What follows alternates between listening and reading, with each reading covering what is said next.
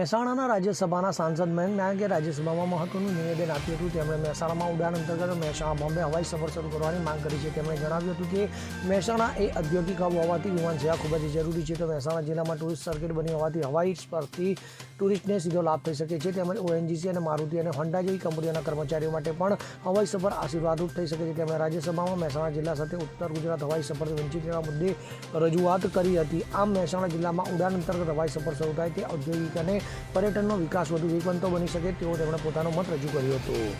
Bureau report CN24 news. હવે જુઓ દેશ દુનિયાની તમામ ખબરો તમારી આંગળીના ટેરવે.